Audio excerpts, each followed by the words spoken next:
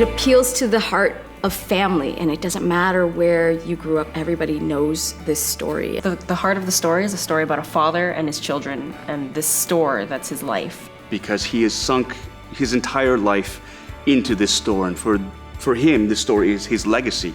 It's a story about reconciliation, about forgiveness. It's like trying to say, I love you, but yelling. It's a family story at it.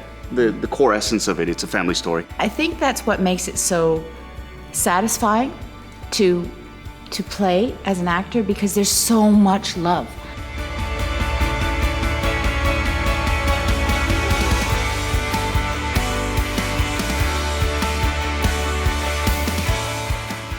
Kim's Convenience is it's about a convenience store that's in Regent Park in Toronto, which is a neighborhood that's undergoing a lot of change. It's being redeveloped. It's being gentrified. Mm-hmm. And Mr. Kim and his family, they've run the store for over 30 years.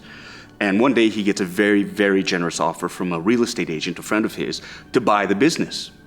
And that's where Appa, Mr. Kim, the character that I play, comes at a crossroads in his life. I think one of the things that keeps it alive and buoyant is Ince's really bang on with the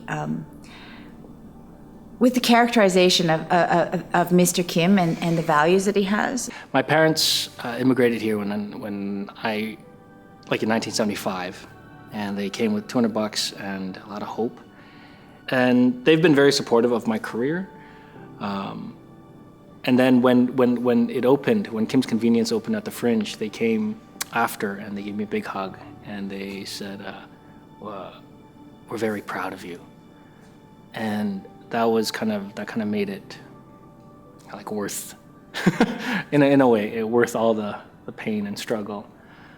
Well, I remember when Ince used to sort of squirrel away when we were in the academy together, and when everybody would go off to have lunch, he would go and sit in a corner and type away. And he did it all the time. He sort of hid away, and that's what he was working on. The first time I saw it, it was just like you just could have like filled a bucket. I was like, I need another bucket. Just tears just streaming down my face. And it's surprising too, because like it starts off at such a rate, which is like it's very fast-paced comedy and all that sort of and comic emotion. Like, and then all of a sudden it's like boom.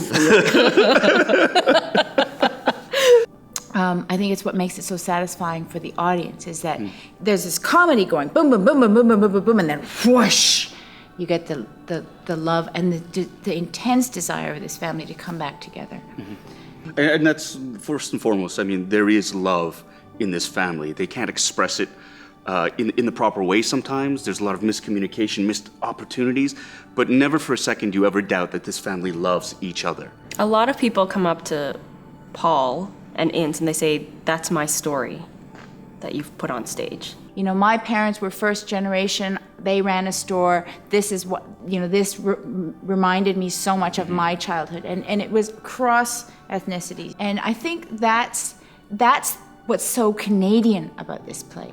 Canada's such a young country, and there's so many first generation Canadians here, or like kids. Mm-hmm. And so you have the old generations from what they came from coming here, and then the new generations growing up into this world, and just that sort of clash of the two. This tour is it's a homecoming tour of a sorts, because when my family first immigrated from Korea, we lived in London, Ontario. Then we moved to Toronto for a bit, and then we moved out to Calgary, and then now I'm back in Toronto. But this tour, the way it's sort of worked out in terms of scheduling is we started in London, we're back in Toronto, and our next stop after Port Hope is Calgary. So I get to go back home, so to speak, with the show, which is about family. It really is kind of a dream come true for me. There's a new face to Canada.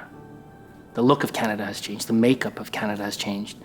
And I think it's really important to reflect that on our stages and to celebrate it and to embrace that. So I think it's really important. And I'm so happy that all these theaters have embraced this story. I guess that's the power of theater at its best, to actually have an effect on people's real lives.